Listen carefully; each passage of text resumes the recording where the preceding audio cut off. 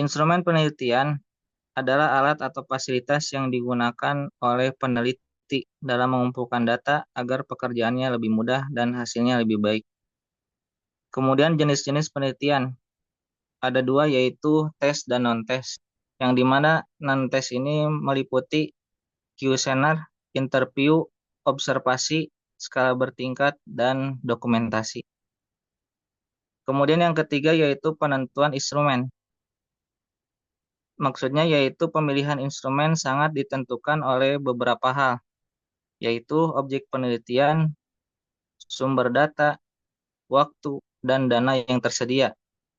Juga jumlah tenaga peneliti dan teknik yang akan digunakan untuk mengolah data bila sudah terkumpul.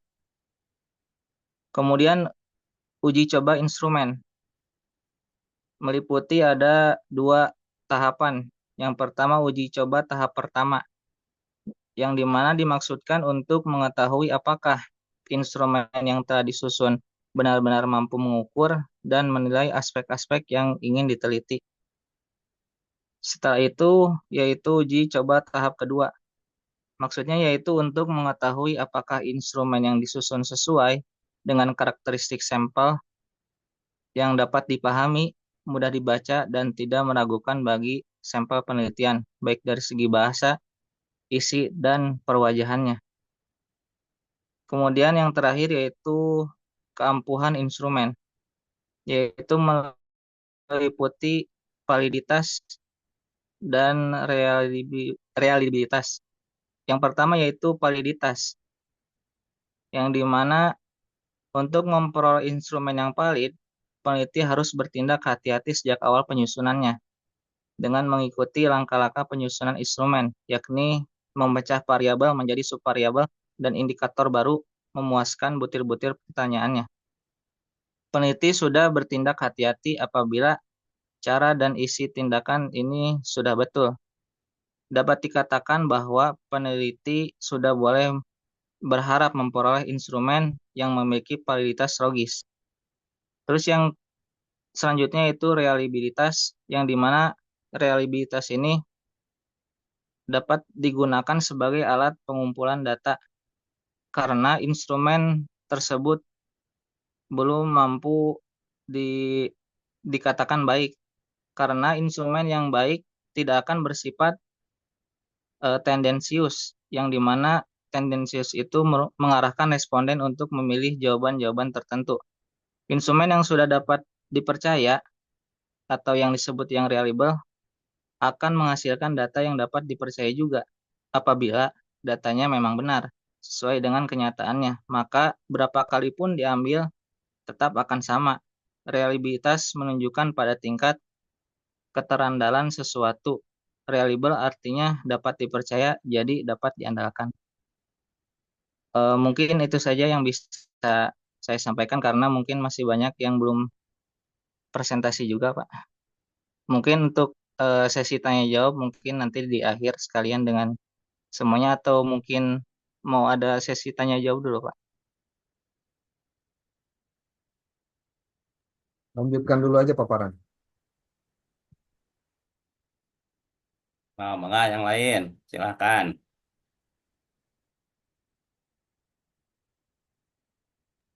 Mangga Pak Ajis, Bu Ai. Pak Buhari tiasa dibantu saya tanah. Mangga, mangga. Kin orang buka heula. Punten. Orang download heula. Di download. Hmm.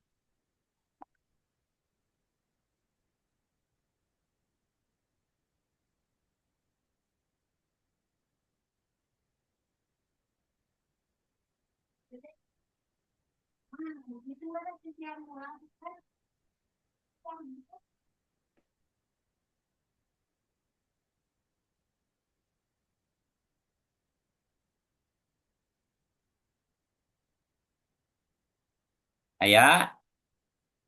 Iya, mohon. Oh, mangga. Atur nuhun lho, Pak. Bismillahirrahmanirrahim. Assalamualaikum warahmatullahi wabarakatuh. Waalaikumsalam Waalaikumsalam warahmatullahi Alhamdulillahirobbilalamin. wabarakatuh. Ya, alhamdulillahirobbilalamin. Nahmadu wa nasta'inu wa nastaghfiruh wa na'udzu billahi minasyururi anfusina. May yahdihillahu fala mudhillalah wa may yudhlilhu fala hadiyalah. Alhamdulillahirobbilalamin. Puji dan syukur marilah kita panjatkan kehadirat Allah Subhanahu wa taala yang Maha Ghafur. Salawat beserta salam semoga terlimpah curahkan kepada junjungan kita Habibana wa Nabiyana Muhammad sallallahu alaihi wasallam. Bapak dosen pengampu, Bapak Dr. Mulyawan S. Nugraha yang saya hormati, juga rekan-rekan yang saya banggakan. Alhamdulillah pada malam ini kita bisa berkumpul dalam melaksanakan tugas perkuliahan yang mungkin tertunda kemarin ya Bapak Ibu ya. Mohon maaf Pak Dokter, mungkin kita baru bisa melaksanakan kewajiban presentasi untuk mata kuliah metodologi ini pada malam ini. Mohon maaf, mungkin juga apabila banyak kesalahan dan kekurangan pada penyampaian presentasi pada malam ini. Insya Allah malam ini saya akan mempresentasikan tentang teknik pengumpulan data dan analisis data serta menarik kesimpulan. Pak Buhari, punten. Next, Pak Buhari. Mungkin pertama dalam pendahuluan, di pendahuluan yang pertama adalah tentang pengumpulan data, yang mana dalam dunia penelitian, pengumpulan data, analisis data, dan penarikan kesimpulan merupakan 3 pilar utama yang menentukan keberhasilan suatu penelitian. Ketiga aspek ini saling terkait, di mana kesalahan pada salah satu tahapan dapat mempengaruhi kualitas keseluruhan penelitian. Penelitian yang dilakukan tanpa metodologi yang kuat tidak hanya berpotensi menghasilkan temuan yang bias, tetapi juga dapat mengurangi kepercayaan masyarakat terhadap hasil penelitian tersebut. Yang pertama adalah untuk pengumpulan data. Pengumpulan data merupakan langkah fundamental dalam penelitian. Menurut Sugiono 2019 menjelaskan bahwa pengumpulan data adalah proses untuk mendapatkan informasi yang valid, akurat, dan relevan guna menjawab pertanyaan penelitian. Metode pengumpulan data dapat berupa wawancara, observasi, dokumentasi, atau kuesioner. Namun, pemilihan metode ini harus disesuaikan dengan pendekatan penelitian, baik kuantitatif maupun kualitatif. Kesalahan dalam memilih metode dapat menyebabkan data yang dikumpulkan tidak mencerminkan realitas yang ingin diteliti. Contohnya, jika peneliti tidak memahami konteks sosial, subjek penelitian, data yang terkumpul melalui wawancara mungkin mengandung bias atau tidak akurat. Selanjutnya, proses analisis data adalah tahapan berikutnya yang tidak kalah penting dari pengumpulan data. Data analisis kuantitatif, penggunaan statistik yang tepat sangat diperlukan untuk memastikan hasil yang objektif. Sementara itu, analisis kualitatif membutuhkan kemampuan interpretasi yang mendalam untuk memahami makna dari fenomena yang diteliti. Namun, kesalahan yang sering terjadi adalah ketidakmampuan peneliti untuk mengintegrasikan teori dengan data sehingga menghasilkan analisis yang dangkal. Selanjutnya, penarikan kesimpulan menjadi tahapan akhir yang menentukan apakah tujuan penelitian telah tercapai. Menurut Kerlinger 2006, kesimpulan harus didasarkan pada hasil analisis yang logis dan terukur. Kesimpulan yang baik tidak hanya menjawab rumusan masalah, tetapi juga memberikan kontribusi teoretis dan praktis yang signifikan. Namun, tantangan yang sering dihadapi adalah kesalahan dalam mengeneralisasi hasil penelitian atau menarik kesimpulan yang tidak sesuai dengan data yang diperoleh. Selanjutnya, rumusan masalah. Adapun rumusan masalah dari penelitian ini adalah bagaimana teknik-teknik yang tepat dalam pengumpulan data untuk memastikan validitas dan reliabilitas hasil penelitian. Yang kedua, bagaimana cara menarik kesimpulan yang logis, relevan, dan sesuai dengan hasil analisis data. Yang ketiga, apa saja tantangan yang dihadapi peneliti dalam proses pengumpulan data, analisis data, dan penarikan kesimpulan, serta bagaimana cara mengatasinya. Adapun tujuan penelitiannya adalah pertama untuk mengidentifikasi dan menjelaskan teknik-teknik pengumpulan data yang tepat dalam penelitian. Yang kedua untuk menjelaskan prinsip-prinsip dasar dalam menarik kesimpulan yang logis dan berbasis data. Yang ketiga untuk mengungkap tantangan-tantangan yang sering dihadapi peneliti dalam pengumpulan data, analisis data, dan penarikan kesimpulan serta memberikan solusi yang relevan. Selanjutnya, kajian teori. Dalam kajian teori ini, yang pertama adalah teknik pengumpulan data. Di sini saya akan membawakan tentang pengumpulan data kualitatif.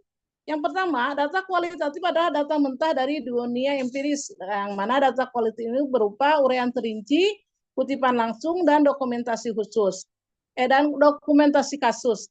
Data ini dikumpulkan sebagai suatu cerita terbuka atau open-ended naratif tanpa mencoba mencocokkan suatu gejala dengan kategori baku yang telah ditetapkan sebelumnya, sebagaimana jawaban pertanyaan dalam kuesioner. Yang kedua, data kualitatif juga merupakan tangkapan atas perkataan subjek penelitian dalam bahasanya sendiri. Pengalaman orang diterangkan secara mendalam, menurut makna kehidupan, pengalaman, dan interaksi sosial dari subjek penelitian sendiri. Dengan demikian, peneliti dapat memahami masyarakat menurut pengertian mereka sendiri. Yang ketiga, data kualitatif tekniknya bersifat mendalam dan rinci, sehingga juga bersifat panjang lebar. Akibatnya, analisis data kualitatif bersifat spesifik, terutama untuk meringkas data dan menyatukannya dalam suatu alur analisis yang mudah dipahami pihak lain. Sifat data ini berbeda dari data kuantitatif yang relatif lebih sistematis, terbakukan, dan mudah disajikan dalam format ringkas. Selanjutnya, analisis data. Terdapat 3 jalur analisis data kualitatif, yaitu pertama reduksi data, penyajian data, dan penarikan kesimpulan. Apa itu reduksi data? Reduksi data adalah proses pemilihan, pemusatan perhatian pada penyederhanaan, pengabstrakan, dan transformasi data kasar yang muncul dari catatan-catatan tertulis di lapangan. Proses ini berlangsung terus-menerus selama penelitian berlangsung, bahkan sebelum data benar-benar terkumpul, sebagaimana terlihat dari kerangka konseptual penelitian, permasalahan studi, dan pendekatan pengumpulan data yang dipilih peneliti. Selanjutnya, ada penyajian data. Penyajian data adalah kegiatan ketika sekumpulan informasi disusun, sehingga memberi kemungkinan akan adanya penarikan kesimpulan dan pengambilan tindakan. Bentuk penyajian data kualitatif diantaranya ada teks naratif yang berbentuk catatan lapangan, yang kedua metrik, grafik, jaringan, dan bagan, yang mana bentuk-bentuk ini menggabungkan informasi yang tersusun dalam suatu bentuk yang padu dan mudah diraih, sehingga memudahkan untuk melihat apa yang sedang terjadi, apakah kesimpulan sudah tepat atau sebaliknya melakukan analisis kembali. Selanjutnya, cara menarik kesimpulan. Penarikan kesimpulan menurut Miles dan Haberman hanyalah sebagian dari satu kegiatan dari konfigurasi yang utuh. Kesimpulan-kesimpulan juga diverifikasi selama penelitian berlangsung. Yang pertama, langkah-langkah penarikan kesimpulan. Yang kedua, kriteria penarikan kesimpulan yang baik, contoh penarikan kesimpulan, tantangan dalam penarikan kesimpulan, dan upaya mengatasi tantangan. Selanjutnya, apa saja tantangan dalam penarikan kesimpulan? Yang pertama adalah generalisasi yang berlebihan, yaitu penarikan kesimpulan yang tidak sesuai dengan data dapat menghasilkan generalisasi yang salah. Yang kedua, interpretasi yang bias, yang mana peneliti dapat secara tidak sengaja memasukkan bias pribadi dalam interpretasi data, dan keterbatasan data, yaitu data yang kurang lengkap atau tidak representatif dapat mempengaruhi validitas kesimpulan. Bagaimana upaya mengatasi tantangan? Yang pertama adalah dengan triangulasi data, menggunakan berbagai sumber data untuk memvalidasi hasil penelitian, adanya keterbukaan peneliti, yaitu dengan menjaga objektivitas selama proses analisis dan penarikan kesimpulan, dan evaluasi peer review dengan meminta masukan dari rekan sejawat untuk memastikan bahwa kesimpulan sesuai dengan data. penelitian ini adalah proses pengumpulan data, analisis data, dan keberhasilan suatu penelitian, keakuratan data yang dikumpulkan, ketepatan metode analisis yang digunakan, dan logika dalam menarik kesimpulan menjadi penentu kualitas peneliti serta sejauh mana hasilnya dapat diandalkan dan diaplikasikan dalam kehidupan nyata. Dan akhirnya terima kasih. Mohon maaf atas segala kesalahan dan kekurangan, terutama kepada Bapak dosen pengampu. Mohon maaf yang sebesar-besarnya. Mungkin dari saya cukup sekian. Bila topik wal hidayah. Wassalamualaikum warahmatullahi wabarakatuh. Waalaikumsalam warahmatullahi wabarakatuh. Mangga, Ajis.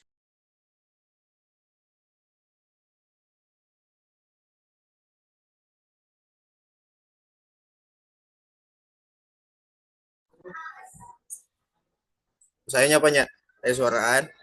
Ayah, mangga. Bismillahirrahmanirrahim. Assalamualaikum warahmatullahi wabarakatuh. Waalaikumsalam warahmatullahi wabarakatuh. Wassalamu ala rasulillah wa ala alihi wa sahbihi wa man tabi'a sunnatahu wa ba'du. Yang saya hormati Bapak dosen pengampu, Bapak Dr. Haji Mulyawan Nugraha MAG MPD, dan juga yang saya hormati rekan-rekan semuanya, Bapak Ibu. Pada kesempatan kali ini saya akan mencoba mempresentasikan mata kuliah metodologi penelitian tentang menentukan dan menyusun instrumen penelitian.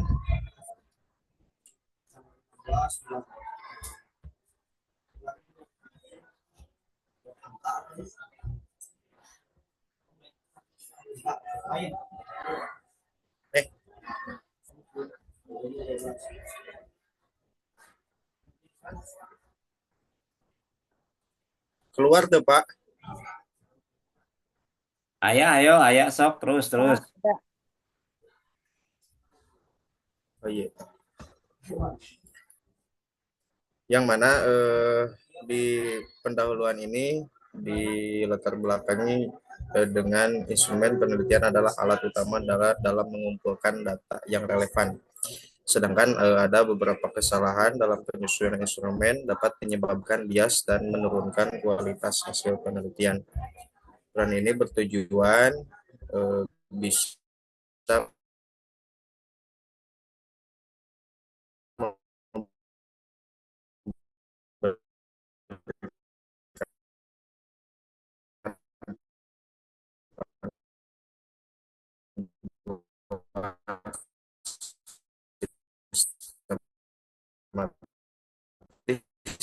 dalam menentukan dan menyusun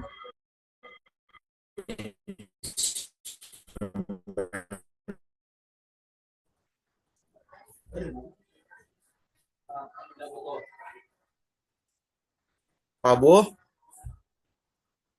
Siap. Ayo teruskeun. yang dieukeun, Mayong dinaon. tapi teu tiasa di ieu dipajukeun. Dikipingan atuh maju coba. Dap, Ya, tutup didinya, ya dibuka di dia. tutupnya. Ya, sok. Aduh.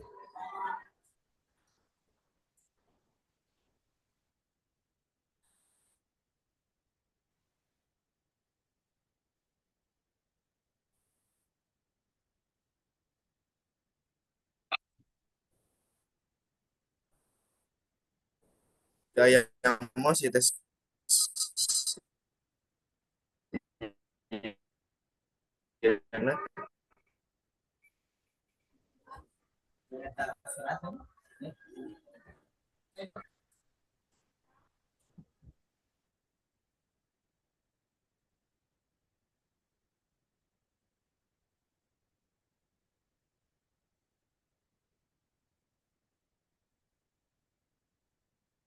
Sok, Anjis, ayo.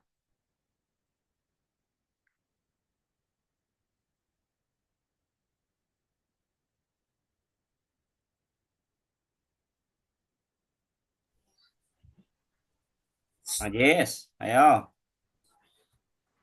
mulai di pembahasan, Pak.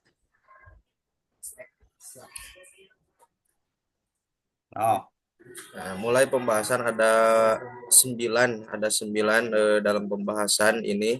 Yang pertama tentang pengertian instrumen penelitian.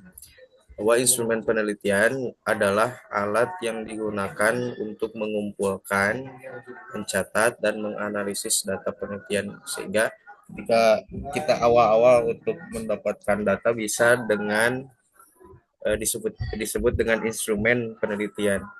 Instrumen dapat bisa berbentuk kuesioner, wawancara, observasi, atau tes tergantung pada jenis penelitian.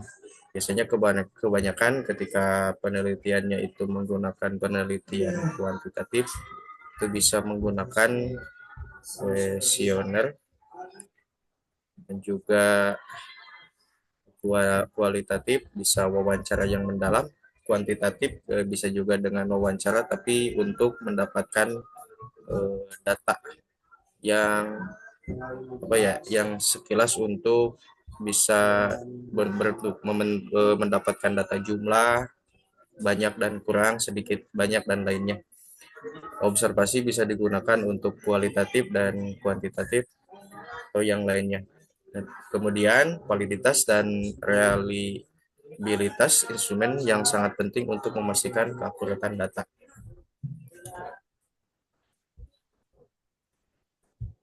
Kemudian daripada jenis-jenis instrumen penelitian, ada yang dinamakan tadi kuesioner, yaitu pertanyaan tertulis untuk mendapatkan data kuantitatif. Kemudian wawancara, yaitu untuk mendapatkan informasi mendalam dan dari partisipan atau dari yang diwawancarai. Kemudian observasi, mengamati secara langsung dan kemudian mencatat perilaku partisipan, keadaan-keadaan di lapangan. Kemudian dengan tes itu untuk mengukur keterampilan atau kemampuan atau juga yang lainnya. Dan ada juga skala pengukuran, yaitu untuk mengukur sikap dan persepsi dengan skala Likert dan lain-lain.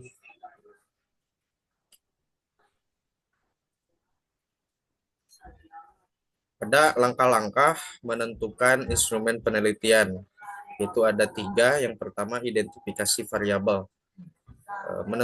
Yaitu menentukan variabel yang akan diukur. Kemudian ada pemilihan jenis instrumen, itu bisa disesuaikan dengan tujuan penelitian. Dan ada operasionalisasi variabel, itu diterjemahkan konsep abstrak menjadi indikator yang konkret. Ada kriteria instrumen penelitian yang baik. Ada beberapa kriteria yang bisa dinyatakan bahwa instrumen itu menjadi baik. Yang pertama, validitas. Di validitas yaitu instrumen harus mengukur yang seharusnya diukur. Ada reliabilitas, konsistensi hasil dalam kondisi yang sama. Ada juga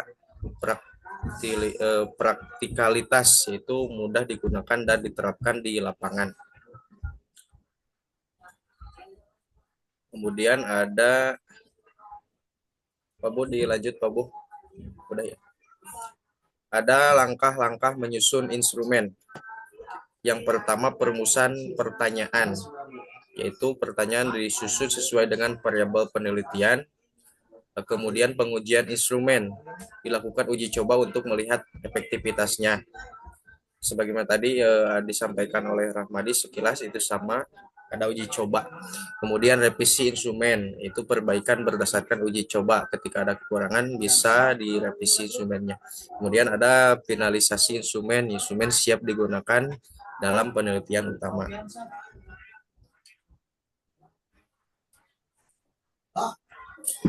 Ada sekarang teknik pengujian validitas dan reliabilitas, yaitu uji validitas dengan cara korelasi Pearson dan validasi isi oleh ahli.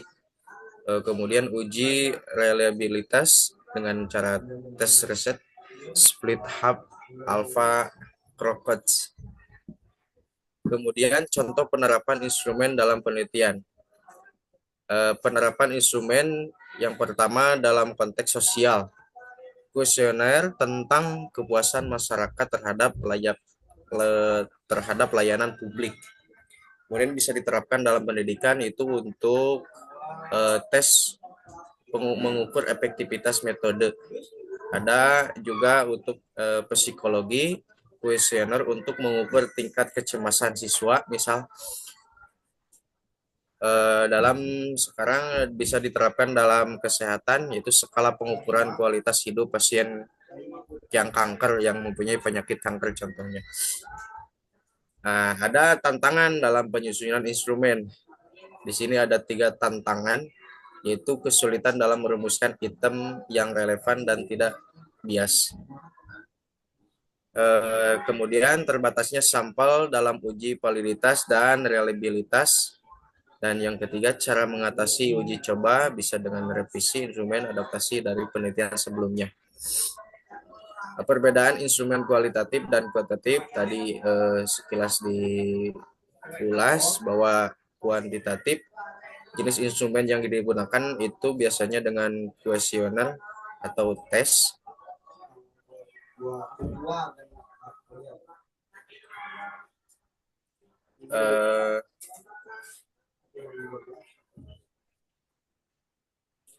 Tujuannya yaitu untuk mengukur variabel secara numerik dan juga analisis data yang statistik.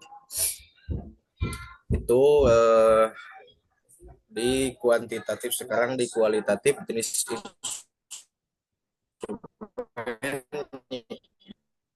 yang digunakan yang pertama wawancara, yang kedua bisa dengan observasi. Tujuan daripada wawancara dan observasi itu untuk memahami fenomena mendalam, analisis data, deskriptif, naratif. Metode penelitian, cara melakukan instrumennya, menentukan instrumennya.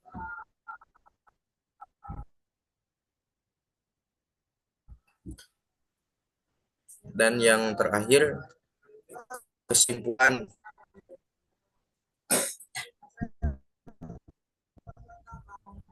Ada instrumen penelitian yang variabel, data yang baik. Mungkin itu yang bisa disampaikan. Mohon maaf banyak kekurangannya. Dicukupkan sekian. Assalamualaikum warahmatullahi wabarakatuh.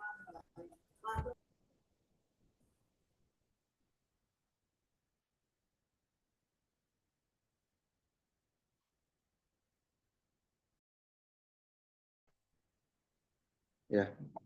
Assalamualaikum warahmatullahi wabarakatuh.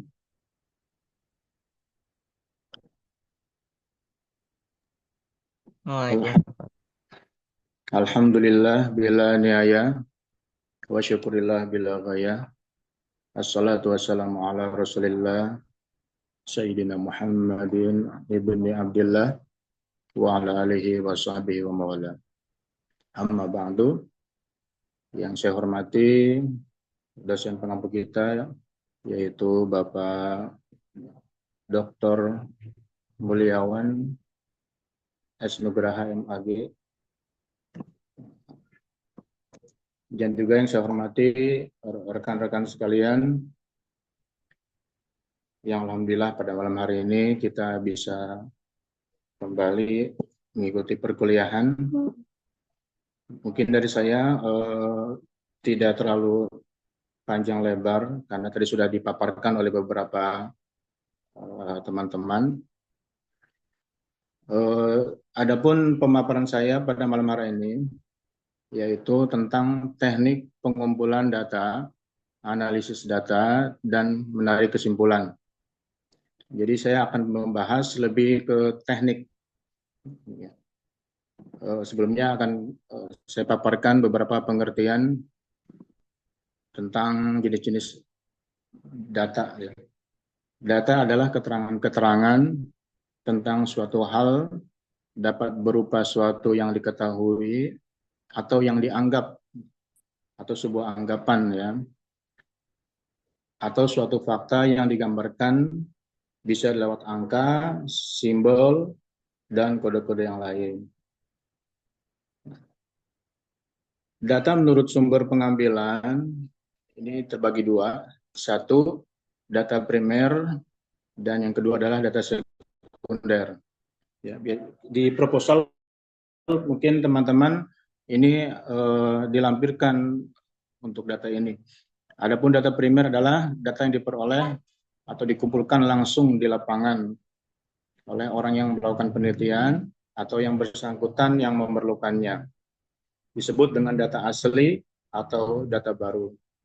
Yang kedua adalah data sekunder, yaitu data yang diperoleh atau dikumpulkan oleh orang yang melakukan penelitian dari sumber-sumber yang telah ada. Data ini biasanya diperoleh dari perpustakaan, lapor-laporan, atau juga data yang tersedia. Jika kita mungkin melakukan penelitian di sekolah, kita bisa mendapatkan data sekunder ini dari dokumen-dokumen yang ada di sekolah. Selanjutnya, yaitu data menurut waktu dan pengumpulannya, yaitu ada data berkala dan ada kertas lintang. Data berkala yaitu data yang terkumpul dari waktu ke waktu untuk menggambarkan perkembangan suatu kegiatan atau keadaan. Sedangkan cross-section atau kertas lintang adalah data yang terkumpul pada suatu waktu tertentu untuk memberikan gambaran perkembangan suatu kegiatan atau keadaan pada waktu tertentu.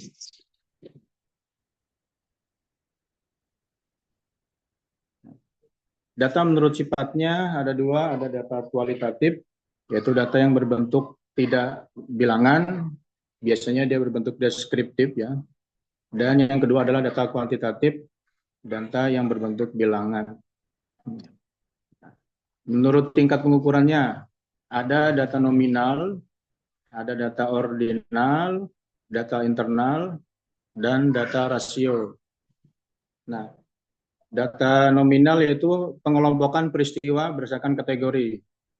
Data ordinal adalah data yang berasal dari objek kategori yang disusun menurut besar dan tingkat terendah ke tingkat tertinggi. Sedangkan data interval adalah data yang berasal dari objek atau kategori yang diurutkan berdasarkan atribut tertentu. Dan yang keempat adalah data rasio. Adalah data yang menghimpun semua ciri data ordinal dan data interval. Nah, ini berikut contoh ya macam-macam data. Di sini ada satu kolom tentang hasil lomba. Nah, ada nomor, ada nama, kelas, nilai, juara, dan hadiah. Nah, nomor ini adalah masuk ke data nominal. Kelas itu adalah ordinal sesuai dengan tingkatan. Yang selanjutnya adalah nilai merupakan data interval dan juara itu data ordinal juga, serta hadiah itu adalah data rasio. Selanjutnya pengumpulan data. Pengumpulan data adalah pencatatan peristiwa-peristiwa atau hal-hal keterangan, karakteristik sebagian atau seluruh elemen populasi yang akan menunjang atau mendukung penelitian. Tadi di awal dibahas, jika kita melakukan studi kasus dalam sebuah contoh di sekolah, kita bisa cukup dengan data primer. Adapun misalkan kalau data kuantitatif, maka dibutuhkan pengumpulan data ini ke dalam satu populasi atau data yang lebih besar. Nah, pengumpulan data berdasarkan caranya ada beberapa macam. Satu adalah angket, dan yang kedua bisa berupa wawancara. Nah, untuk angket, ada hal yang perlu diperhatikan dalam membuat pertanyaan. Satu, pertanyaan itu harus jelas. Yang kedua, hindari pertanyaan atau pernyataan ganda Terus responden harus mampu menjawab dan pertanyaan harus relevan. Pertanyaan atau pernyataan sebaiknya pendek, jangan terlalu bertele-tele. Nah, serta hindari pertanyaan atau pernyataan yang bias. Di lapangan kita sering mendapatkan satu responden ada kasus seperti ini. Ya, ini teman yang cerita. Jadi ketika kita memberikan satu kuesioner ya atau angket, itu responden hanya menjawab, udah isi sama kamu aja, kan kamu yang lebih ngerti. Itu kadang kita temukan di lapangan. Saya ringkas saja. Selanjutnya adalah wawancara. Wawancara adalah teknik pengumpulan data dengan mengajukan pertanyaan langsung kepada wawancara atau responden ya. Dan jawaban-jawaban responden dicatat atau direkam. Nah, dengan wawancara ini ada satu kelebihan. Nah, kelebihannya ini wawancara dapat digunakan pada responden yang tidak bisa membaca dan menulis. Ya, kita kalau mau wawancara orang itu tidak bisa membaca, maka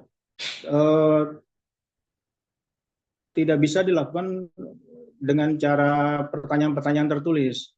Maka kita dengan pertanyaan lisan. Ini kelebihan dari teknik wawancara. Terus jika ada pertanyaan yang belum dipahami, kita bisa menjelaskan.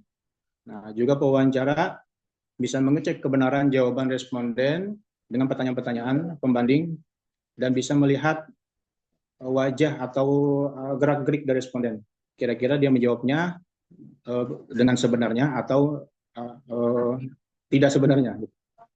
Selanjutnya ada kekurangan karena kita harus menemui seseorang untuk perjalanannya. Ini adalah kekurangan teknik wawancara. Selanjutnya wawancara juga dapat menjangkau jumlah responden yang kecil dan kehadiran wawancara mungkin bisa mengganggu responden. Pak dosen.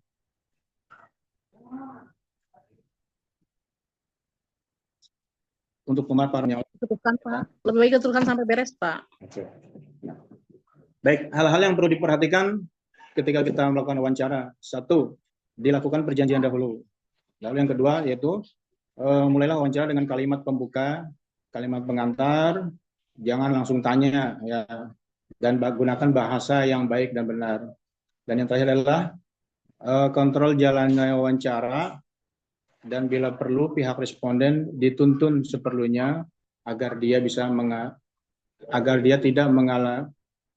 mengalami banyak kesulitan dalam menjawab ataupun mengungkapkan pendapat. Selanjutnya adalah observasi. Observasi adalah pemilihan, pengubahan, pencatatan, dan kemudian serangkaian perilaku dan suasana berkenaan dengan organisasi itu sesuai dengan tujuan empiris. Pemilihan menunjukkan pengamat mengedit atau memfokuskan pengamatan secara sengaja atau tidak sengaja. Pengubahan menunjukkan bahwa observasi boleh mengubah perilaku atau tanpa mengganggu kewajarannya. Lalu pencatatan menunjukkan upaya merekam kejadian-kejadian dengan menggunakan catatan lapangan, sistem kategori, atau metode-metode lainnya. Secara analisis SWOT, ada kelebihan dan juga kekurangan. Nah, kelebihan observasi, data yang diperoleh ini adalah data aktual, data sebenarnya. Ya. Dalam arti, data yang diperoleh dari responden pada saat yang terjadinya tingkah laku tersebut. Lalu keabsahan alat ukur dapat diketahui secara langsung karena kita melakukan observasi atau pengamatan langsung di lapangan. Adapun kekurangan dari teknik observasi yaitu untuk memperoleh data yang diharapkan, maka pengamat harus menunggu dan mengamati sampai tingkah laku yang diharapkan terjadi. Lalu beberapa tingkah laku seperti tingkah laku kriminal atau sifat-sifat pribadi, sukar ataupun tidak, mungkin diamati bahkan mungkin dapat membahayakan si pengamat jika diamati. Saya skip dulu. Selanjutnya adalah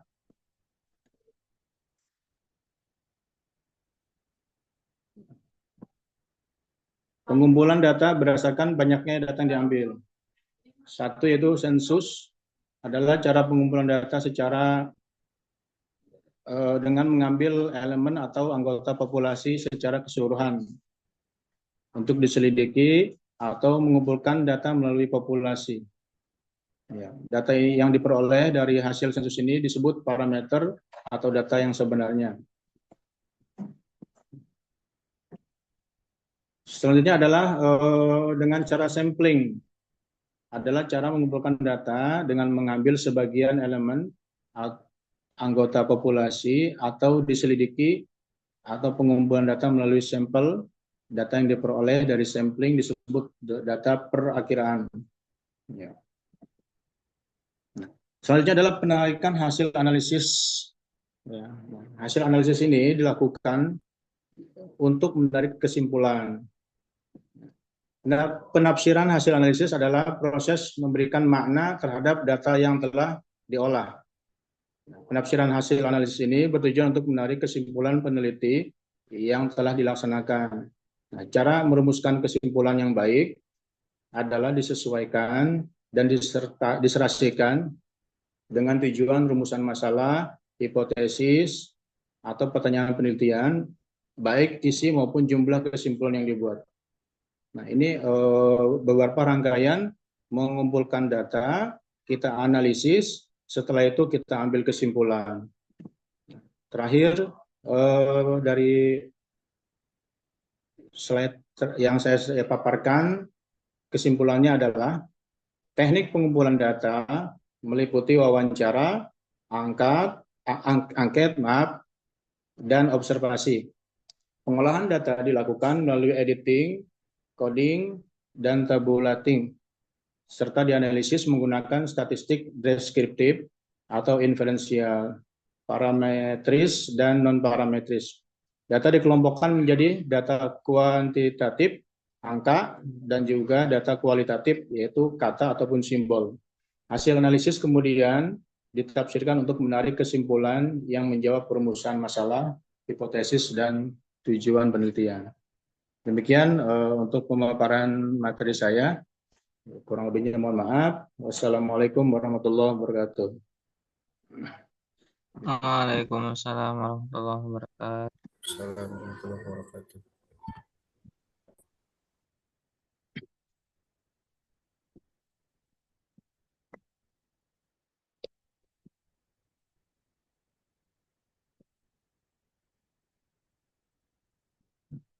Masih ada atau sudah?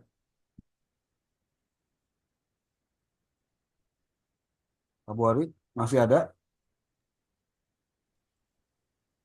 Bunia, satu lagi. Oh, iya. Allah ada Masih ada beberapa. Udah, terakhir ini Bunia yang ada sekarang. kedap ngintun heula PPT na ke grup ya Bapak Ibu.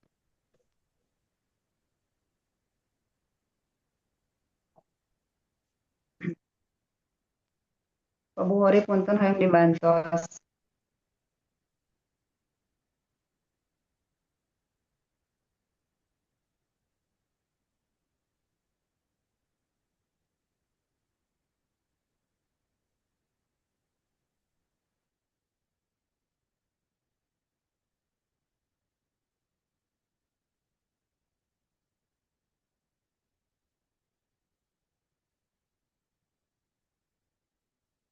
Bapak PPT abdina terus biasa dibuka.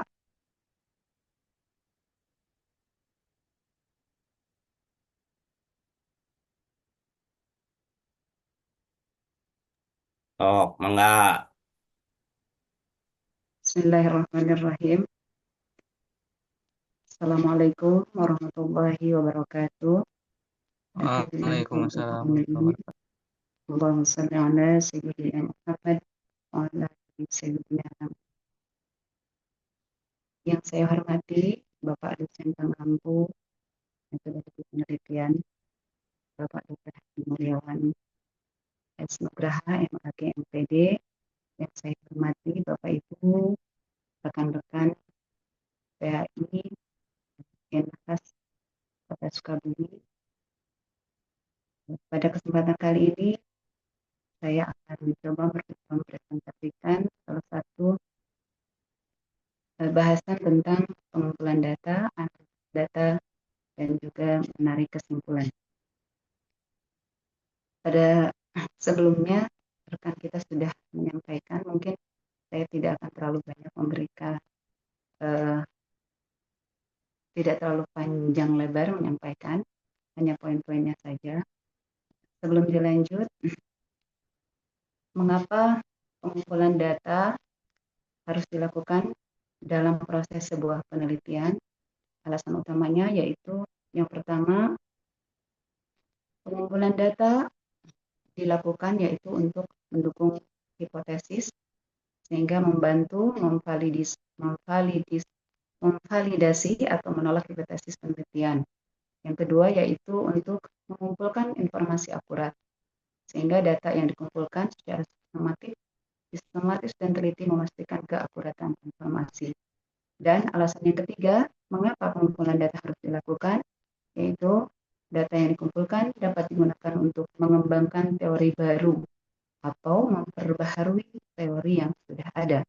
Dan alasan yang keempat, mengapa pengumpulan data harus dilakukan, yakni untuk meningkatkan pemahaman dalam penelitian yang dilakukan sehingga membantu memperdalam pemahaman tentang fenomena yang sedang diteliti. Nah, selanjutnya kita akan masuk pada apa itu pengertian dari pengumpulan data. Berdasarkan pengertian dulu Pak, pengertian dari Suharsi Marikunto bahwa pengumpulan data adalah proses sistematis untuk memperoleh data atau informasi yang diperlukan dalam sebuah penelitian. Nah, tadi seperti disampaikan bahwa salah satu tujuannya data ini dikumpulkan untuk menjawab pertanyaan penelitian, kemudian menguji hipotesis juga memenuhi tujuan penelitian tertentu. Selanjutnya, pengumpulan data. Next, Pak. Pengumpulan data ada dua jenis pengumpulan data, yakni data primer dan data sekunder. Ini juga saya ambil dari sumber dari Profesor Dr. Suharsi Arikunto bahwa data primer yaitu data yang diperoleh langsung dari sumber seperti melakukan wawancara atau observasi. Dan selanjutnya yang kedua yakni data sekunder. Data sekunder ini diambil dari sumber yang sudah ada, buku, jurnal, dan lainnya seperti yang tadi sudah dipaparkan rekan saya. Dan berikutnya kita akan masuk kepada bagaimana sebaiknya metode pengumpulan data itu apa saja metodenya. Nah, ada beberapa metode yang bisa dilakukan untuk pengumpulan data. Yang pertama ada metode observasi, yakni observasi dilakukan dengan cara pengamatan langsung terhadap objek penelitian. Jadi peneliti langsung mengamati objek yang akan diteliti sehingga akan didapatkan keakuratan data. Yang kedua yakni dengan metode wawancara, yakni wawancara dilakukan dengan percakapan langsung dengan responden untuk mendapatkan informasi yang sebanyak-banyaknya, informasi yang selengkap-lengkapnya untuk memperkuat informasi dalam penelitian. Dan selanjutnya, pengumpulan data bisa dilakukan dengan membuat kuesioner. Nah, kuesioner ini yakni pertanyaan tertulis yang diberikan kepada responden untuk dijawab. Si peneliti membuat pertanyaan-pertanyaan yang bisa menggali informasi kepada responden untuk kebutuhan penelitian kita. Selanjutnya, metode pengumpulan data juga bisa dilakukan dengan tes, yakni peneliti membuat sebuah tes untuk menguji kemampuan responden kita. Nah, selanjutnya pengumpulan data yang kelima, metodenya itu dengan dokumentasi, yakni pengumpulan data yang diambil dari dokumen tertulis maupun visual seperti mungkin ada gambar ataupun laporan dan lain sebagainya. Next, Pak. Nah, selanjutnya kita akan masuk kepada pengertian analisis data. Sebelum saya bacakan tentang pengertiannya, mengapa analisis data ini perlu dilakukan oleh seorang peneliti? Analisis ini perlu dilakukan, salah satunya, alasan utamanya yaitu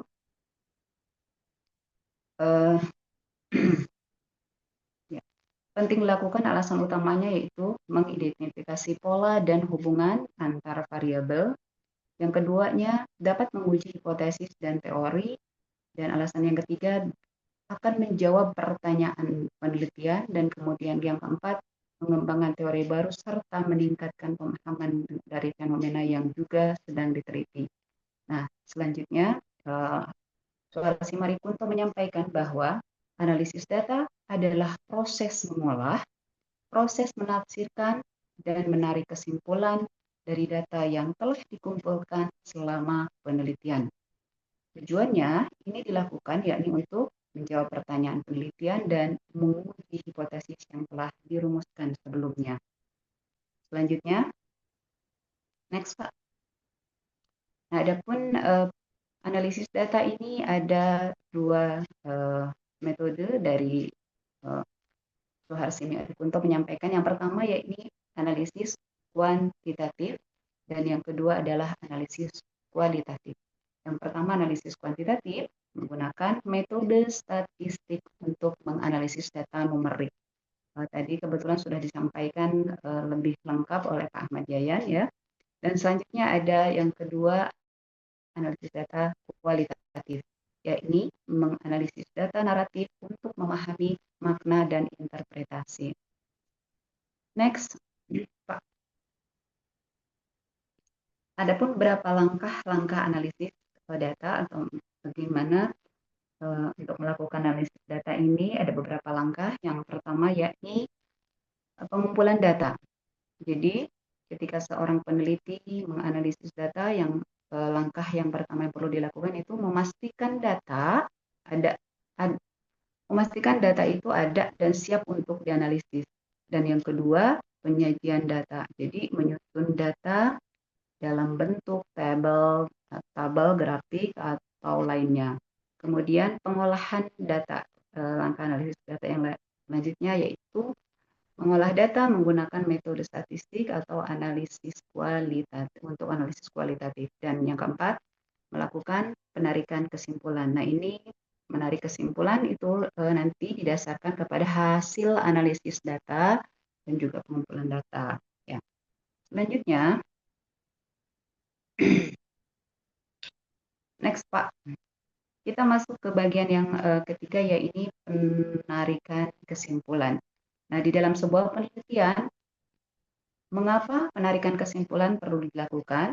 Ada beberapa alasan utama. Yang pertama, penarikan kesimpulan dilakukan untuk mengidentifikasi temuan penting dari analisis data yang kita dapatkan. Yang kedua juga menjawab pertanyaan penelitian secara nanti apabila kita menemukan dalam penelitian. Yang ketiga untuk mengkonfirmasi atau juga menolak hipotesis. Dan yang keempat mengembangkan rekomendasi berdasarkan hasil penelitian. Dan yang kelima meningkatkan pemahaman dari fenomena yang kita teliti. Nah, berdasarkan Suharsi Marikunto bahwa menarik kesimpulan adalah proses meringkas hasil penelitian analisis data menjadi pernyataan yang menjawab tujuan penelitian atau hipotesis yang telah dirumuskan. Kesimpulan harus relevan dengan data yang diperoleh.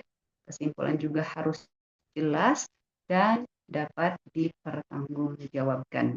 Itu pengertian menarik kesimpulan berdasarkan Suharsioni Arikunto.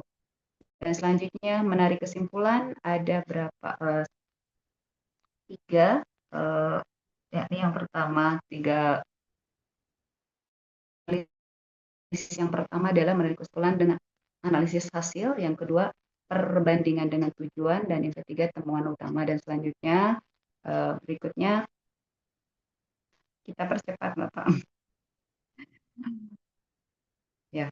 Dan kesimpulan yang baik ada beberapa kriteria di dalamnya, yakni bahwa kesimpulan itu harus relevan, yakni kesimpulan harus sesuai dengan tujuan penelitian. Jadi peneliti apabila melakukan kesimpulan maka harus relevan dengan tujuan yang diteliti atau dengan tujuan penelitian itu sendiri.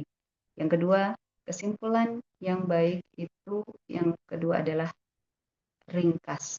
Jadi kesimpulan harus dirumuskan dengan singkat dan jelas sehingga tidak menemukan kebingungan terhadap kita sendiri atau nanti yang membaca penelitian kita. Yang ketiga, bahwa kriteria kesimpulan yang baik itu harus logis ya. Jadi kesimpulan yang harus berdasarkan data dan juga analisis yang valid sehingga nanti bisa dipertanggungjawabkan. Kemudian kriteria kesimpulan yang baik yakni juga berbasis data. Jadi kesimpulan yang dibuat harus didukung oleh bukti-bukti yang kuat, bukti-bukti yang akurat di dalam penelitian yang dilakukan oleh seorang peneliti. Itu tadi kriteria kesimpulan yang baik dan kita masuk ke bagian terakhir dari kesimpulan umum materi yang saya sampaikan, baik dari pengumpulan data, analisis data, dan juga penarikan kesimpulan bahwa di dalam penelitian di dalam penelitian bahwa metode penelitian yang baik itu melibatkan pengumpulan data, analisis, dan penarikan kesimpulan yang sistematis dan akurat, dan proses ini memastikan hasil penelitian yang valid dan dapat dipertanggungjawabkan. Dan tambahan bahwa bahwa pengumpulan data, analisis data, dan penarikan kesimpulan adalah salah satu hal-hal yang perlu dilakukan oleh seorang peneliti apabila melakukan penelitian sehingga akan menghasilkan hasil yang akurat dan dapat dipertanggungjawabkan sehingga pada akhirnya nanti penelitian tersebut dapat bermanfaat buat diri sendiri ataupun orang lain, masyarakat, sesuai tujuan penelitian pada awal si peneliti melakukan penelitian tersebut. Itu saja mungkin yang dapat saya sampaikan dari materi tentang analisis data, kemudian juga penarikan kesimpulan dan juga pengumpulan data. Mohon maaf jika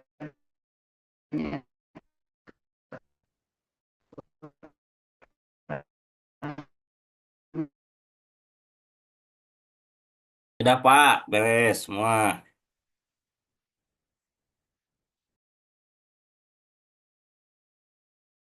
Kalau sudah selesai, tinggal kalau ada yang tanya jawab silakan.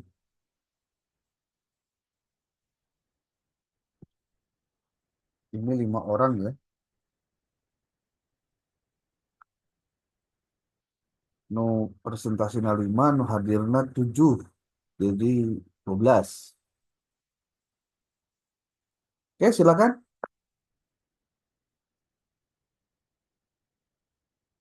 Ada yang mau disampaikan?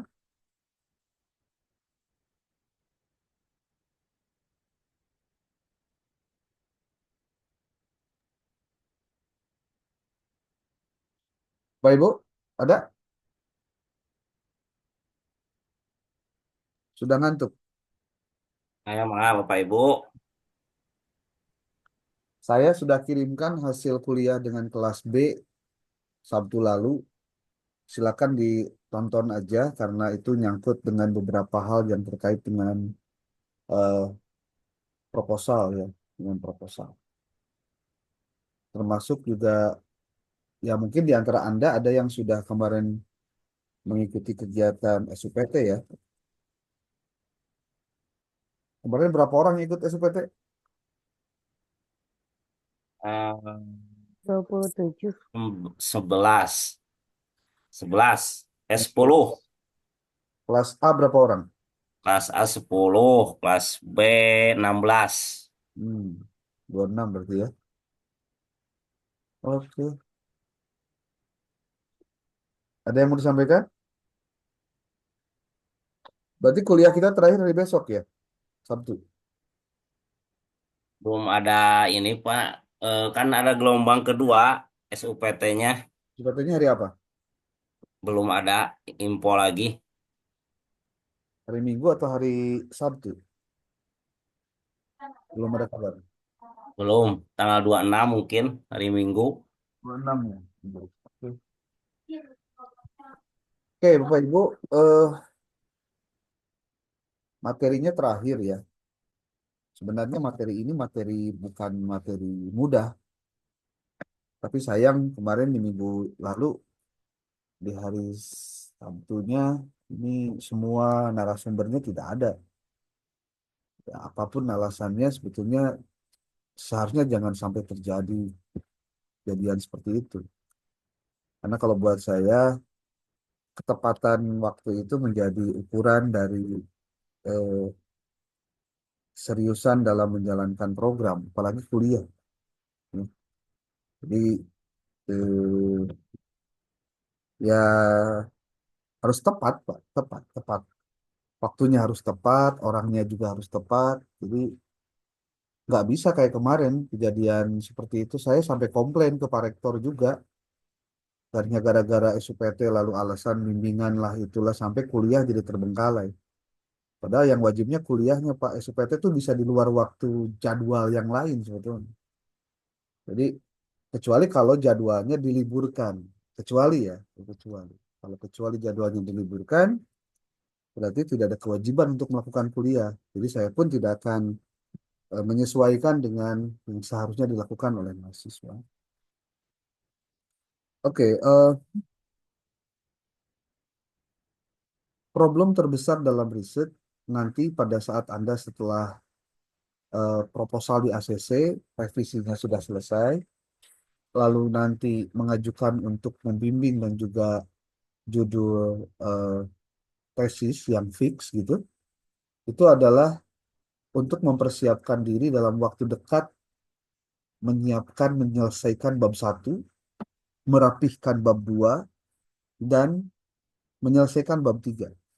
Jadi target paling besar menyelesaikan tesis setelah beres proposal adalah tuntaskan bab 1, bab 2, bab 3. Plus dengan instrumennya. Instrumennya itu ada, kalau kuantitatif berarti ada angket. Kalau kuantitatifnya mengukur kemampuan atau intelijensi, berarti Anda siap-siap menggunakan tes. Kalau kualitatif, berarti pastikan wawancara dijadikan bagian dari alat pengumpul data utama. Yang kedua, kalau kualitatif, observasi, Pak. Yang ketiga adalah studi dokumentasi. Apakah dalam penelitian kuantitatif, wawancara, observasi, dan studi dokumentasi harus dibuat instrumennya? Saya pastikan dibuat saja untuk kelengkapan data dalam rangka pengumpulan data pada saat Anda melakukan studi pendahuluan. Jadi Bapak Ibu, panjang kali lebar pembicaraan tentang medlib, hakikatnya tentang berbicara apa yang perlu dipersiapkan sebelum melakukan penelitian. Yang kedua, apa yang dilakukan pada saat penelitian. Yang ketiga, apa yang dilakukan setelah penelitian dilakukan, yaitu menyusun laporan, menganalisis, mengolah data, dan membuat laporan. Nah, tentu ketika menyusun laporan, ketika menyusun analisis dari temuan-temuan itu, Anda harus mengacu kepada teori yang berkembang dalam penelitian-penelitian tersebut. Contoh, dalam penelitian kuantitatif, Anda harus tahu teknik analisis data apa yang digunakan disesuaikan dengan variabel yang Anda pakai. Kalau dalam penelitian kualitatif, rata-rata mahasiswa atau peneliti menggunakan model Miles and Haberman dalam menganalisis data. Tapi maksudnya harus dituliskan di dalam metodologi penelitian, khususnya di bagian teknik analisis data, Anda menggunakan teknik analisis data apa? Sebetulnya pada saat Anda menyusun proposal pun itu sudah ada di situ. Ya, sudah ada. Saya pastikan ada. Kalau tidak ada berarti yang salah proposalnya. Ya. Nah, kenapa itu harus ada? Karena kalau dalam penelitian itu harus jelas Anda, jadi pertanyaannya itu 3. Mengapa Anda menggunakan itu? Atau mengapa Anda melakukan itu? Atau kenapa Anda menggunakan indikator itu atau variabel itu? Mengapa? Mengapanya harus dijawab. Ya. Yang kedua, bagaimana Anda bisa mendapatkan data itu? How? How-nya itu harus jelas. Jadi setelah why, how. How-nya apa yang harus dilakukan. Nah, yang ketiga adalah apa analisis Anda terhadap riset Anda itu. Jadi Bapak Ibu perlu diketahui, orang kadang-kadang suka salah kaprah. Menyusun tesis ada bab 1, 2, 3, 4, 5. Saya sering melihat mahasiswa bikin tesis, bab 2-nya itu sampai 40 halaman. Bab 2. Tapi ketika bicara bab 4, itu hanya 20 halaman. Nah, saya ingin kasih tahu Bapak Ibu nih. Seharusnya dibalik, Pak. Yang namanya bab 2 yang disebut dengan teoritik itu atau kajian teoritik, jumlahnya itu cukup, yang penting komponen variabelnya disampaikan. Apa definisi secara etimologi, terminologi, kemudian lagi apa hal-hal yang berpengaruh terhadap hal tersebut, dan seterusnya. Tapi kalau sudah ngomong bab 4, Bapak Ibu, nah ini, di bab 4 pun hati-hati. Biasanya mahasiswa senang memasukkan profil sekolah seabreg-abreg sampai 20 halaman. Profil hungkul. Ya. Saya ingin katakan, profil sekolah atau profil lembaga pendidikan yang Anda sedang teliti, itu simpan saja di mana? Di lampiran. Anda itu fokus untuk bab 4 itu 2 hal. 1, apa temuannya? Yang kedua, apa pembahasannya atau analisisnya apa? Hanya 2 itu, Pak. Dan perlu Bapak Ibu ketahui, ketika sudah ngomong bab 4, maka seharusnya analisisnya jauh lebih tajam, bahkan mungkin dari sisi halaman bisa melebihi dari bab 2. Tentu ini bisa dilakukan manakala mahasiswa yang menjadi peneliti itu menjadikan bahan temuan itu dikomentari atau dianalisis dengan teori yang dia kutip di bab 2. Nah, ini problemnya kadang-kadang, nih, tolong dicatat baik-baik ya. Antara bab 2 jeung bab 4 seperti tidak ada hubungan atau tidak ada pengaruh apa-apa. Mungkin Anda dulu ketika kuliah S1, saya pastikan kejadian ini pasti akan terjadi. Jadi antara bab 2 loba teori A, teori B, teori C, itu ternyata tidak bunyi di bab 4 pada saat Anda melakukan analisis. Paham tuh maksudnya, Bu? Nah, kalau itu terjadi, berarti Anda sudah membuat bab 2-nya terpisah dari analisis. Ah, itu yang jadi salah, Pak. Harusnya bagaimana?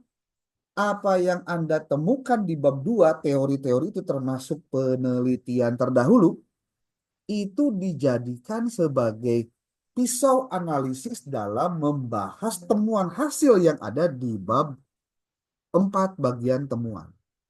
Kan temuanmu berdasarkan ini, Pak. Apa? Apa? Kalau temuan itu berdasarkan alat pengumpul data. Saya ulangi.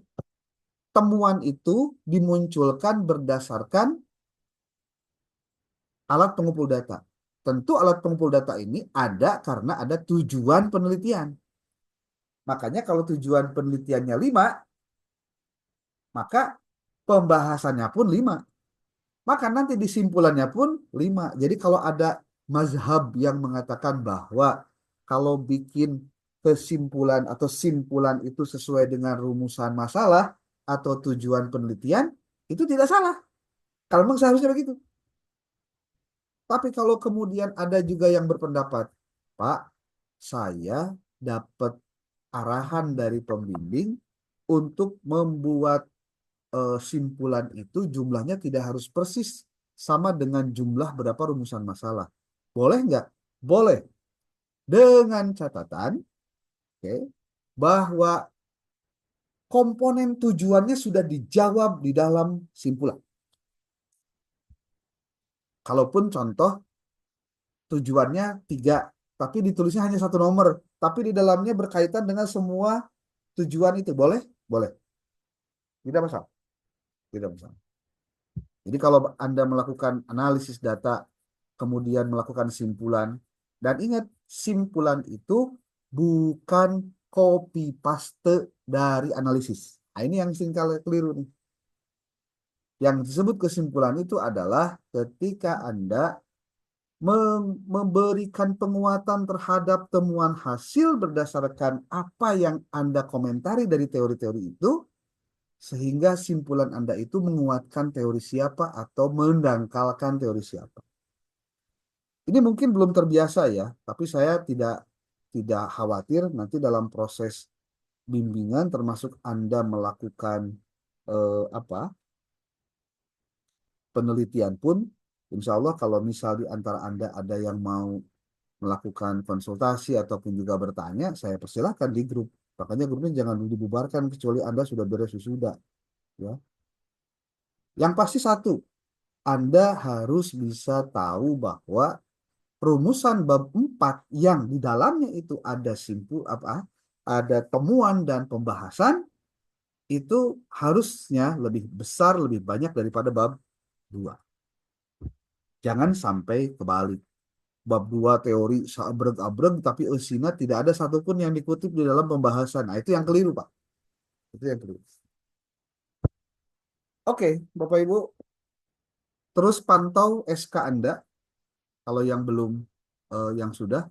Kalau yang belum, ya di kereye wae. Nanti beberapa yang belum melakukan revisi yang saya sampaikan, nanti mudah-mudahan besok atau lusa revisinya saya kirim. Ya. Oke, ada yang mau disampaikan?